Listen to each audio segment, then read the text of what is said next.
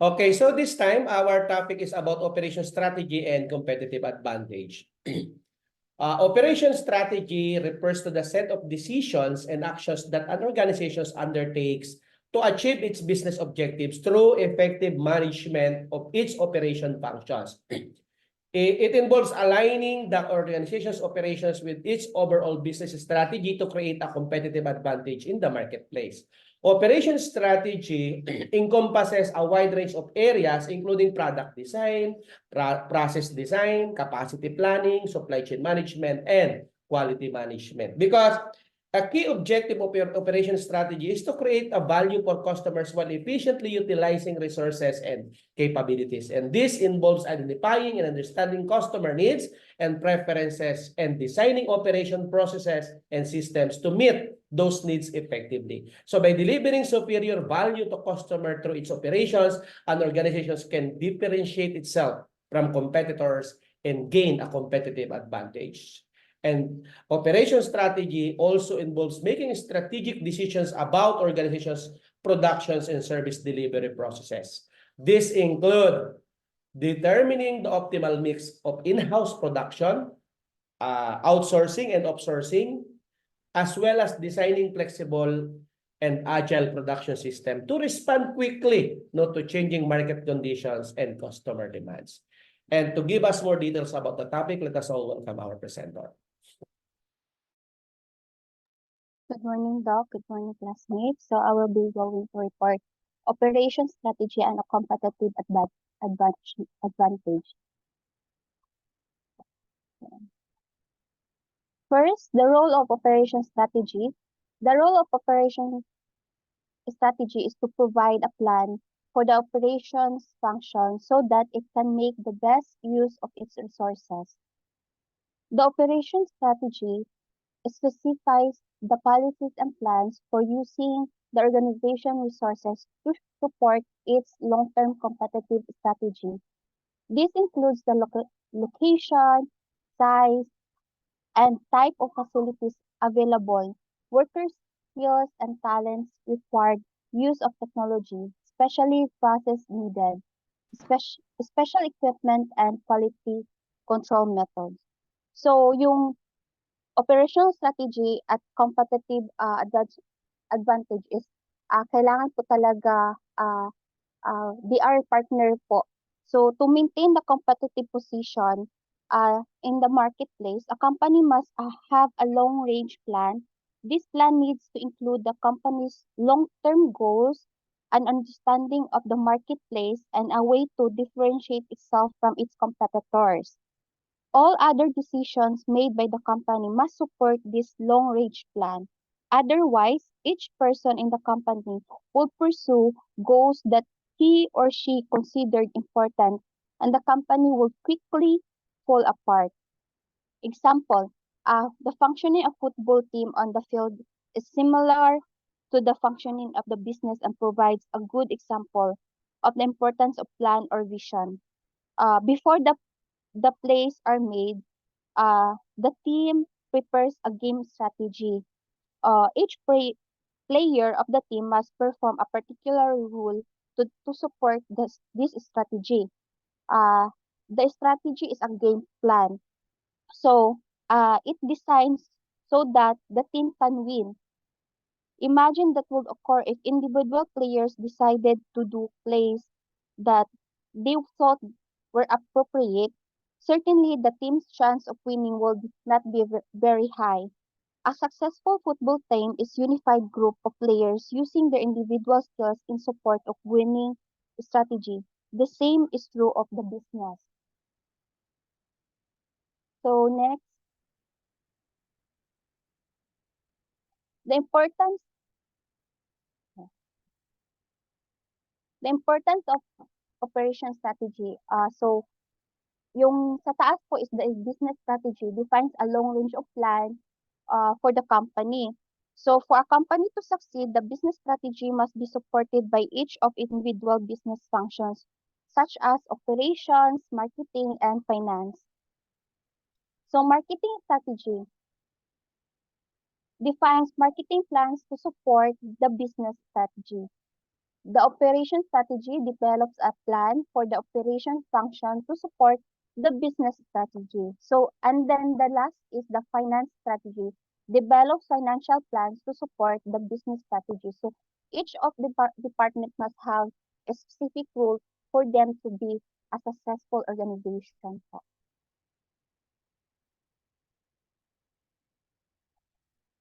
What is the importance of operation strategy?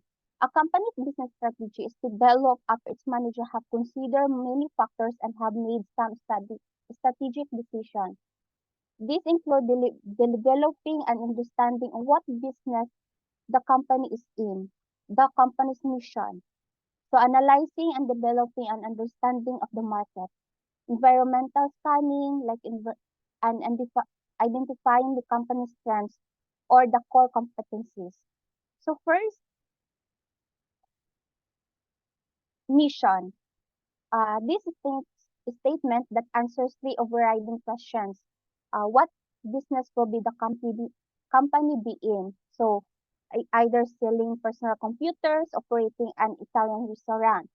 So next, who will be the customers be? And what are the expected customer attributes? Like you can target homeowners, college graduates, or etc. Third is how will the company basic belief define the business, gives the highest customer service, stresses family values. Example of this is the mission of the computer corporation is to be the most successful computer company in the world. The, and the IBM translates an advanced technology into values for our customer as the world's largest information service company. So, sa amin po sa Tagom, we have a mission uh, to provide a highly innovative and relevant products to our uh, customer po. So next is the environmental scanning. This includes trends in the market, the economic and political environment in the society. These trends must be analyzed to determine business opportunity and trends. So environmental scanning is the process of monitoring the external environment. So we have to determine our competitors also for this importance po, operation strategy po. Third is core competencies. The third factor that helps define a business strategy is to understand company strengths. These are called core competencies. So core competencies include special skills of the workers such as expertise of providing customized service or knowledge of information technology. Another sample might be flexible facilities that can handle the production of a wide array of products. So workforce. So yung mga highly trained personnel responsive in meeting customers' needs, flexible on performing a variety of tasks, strong technical capability, and creating a product design. So ito po yung mga employee na may talent or may capability po na ganyan po. Then the facilities is the flexible in producing a variety of products, technology and efficient distribution system. Market understanding, skilled in understanding customer wants and predicting market trends. 4 is the financial know-how. So they are the finance department rather, skilled in attracting and raising capital. Fifth is the technology. Use of latest production technology, use for information technology or quality control techniques. So they are the IT department. Also. So competitive priorities. Once a business strategy has been developed, an operation strategy must be formulated. It focuses on specific capabilities of the operation that give the company a competitive edge. These capabilities are called competitive priorities. There are 4 broad categories of competitive priorities. One is cost. Cost is competing based on cost means offering a product at a low price relative to the price of competing product. To develop this competitive priority, the operations function must focus primarily on cutting costs in the system, such as cost of labor and cost of materials and facilities.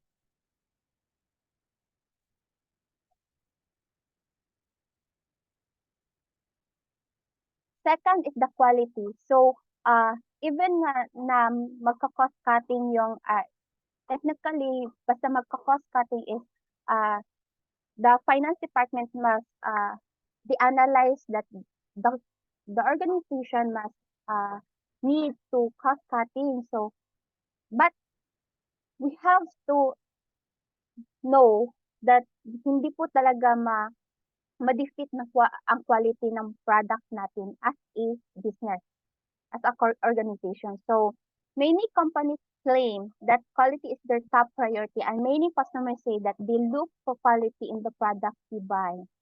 So, third is the time. So, may mga customers talaga na they want yung sabi nga ng Palawan, walang kuskus galungos. So, time or speed is one of the most important competitive priorities today. Companies in all industries are competing to deliver high quality products in as short as a time as possible. So, number 4 is flexibility. As a company's environment changes rapidly, including customer needs and expectations, the ability of readily accommodate these changes can be a winning strategy. There are two dimensions of flexibility. One is the ability to offer a wide range variety of goods or services and customers than the unique needs of clients. This is called product flexibility. Another aspect of flexibility is the ability to rapidly increase or decrease the amount of produce in order to accommodate changes in demand. This is called volume flexibility.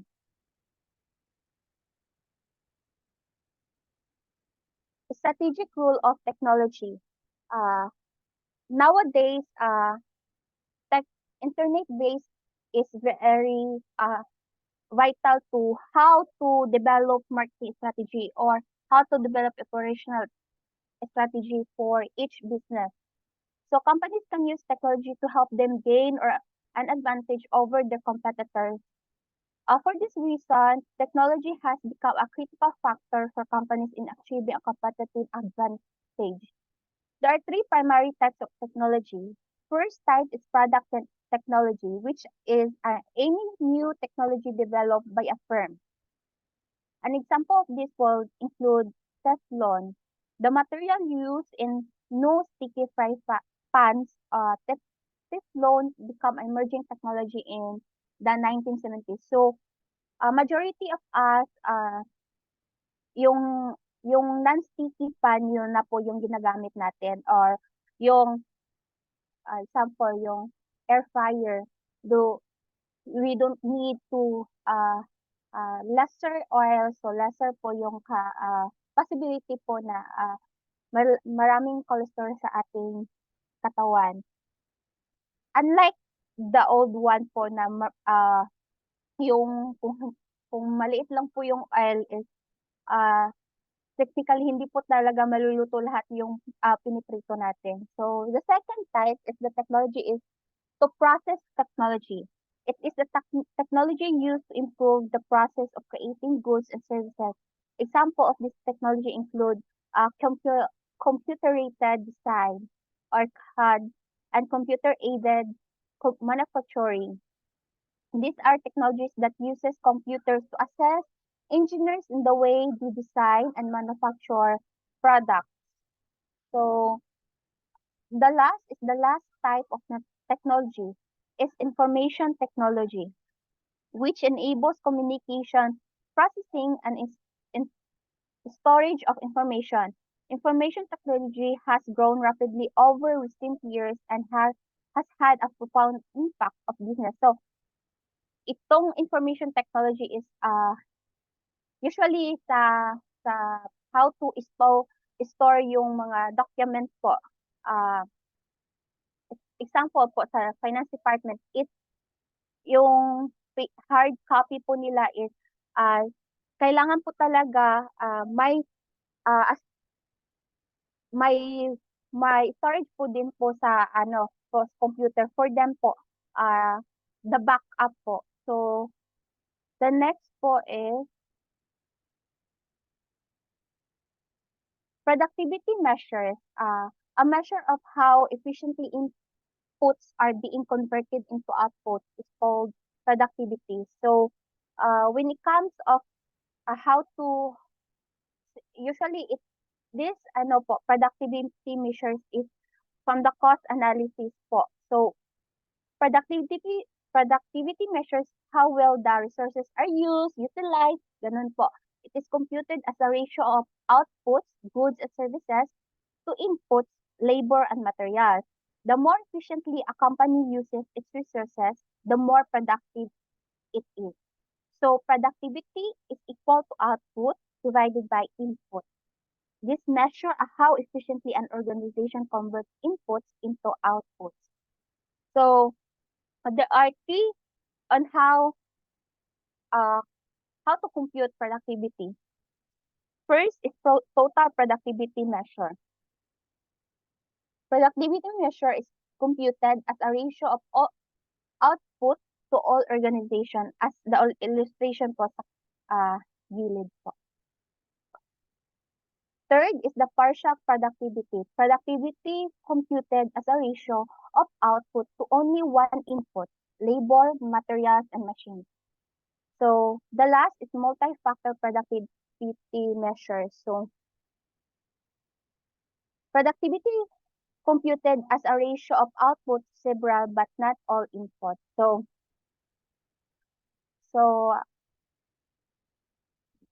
that is the end of my report. So before I will end my report, I would like to share po regarding on how we strategize, how the technology po, yung technology po as of now na ano po na bigay po sa amin as a marketing strategy po. Wait lang po.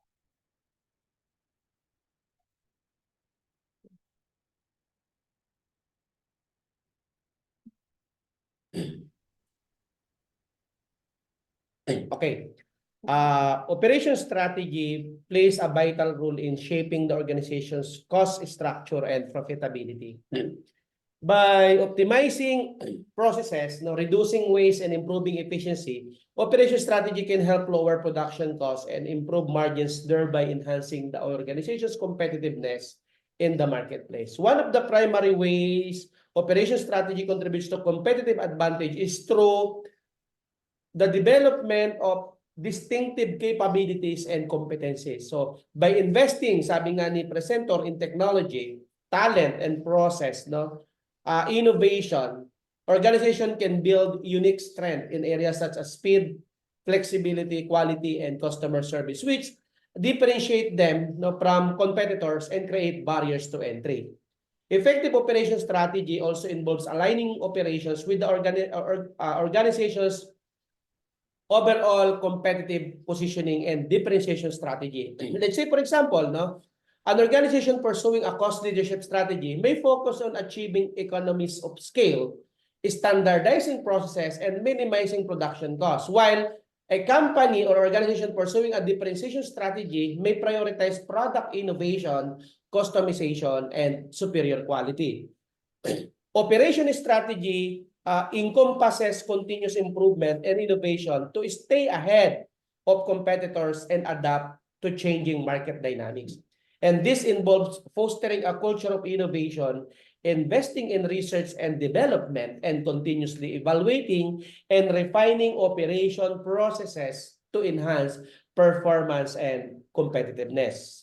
Operation strategy is about making strategic choices that enables the organization to achieve its business goal and gain a sustainable competitive advantage in the marketplace. So by aligning operations with business strategy, leveraging distinctive capabilities and continuously improving and innovating organizations can enhance their competitiveness, profitability, and long-term success.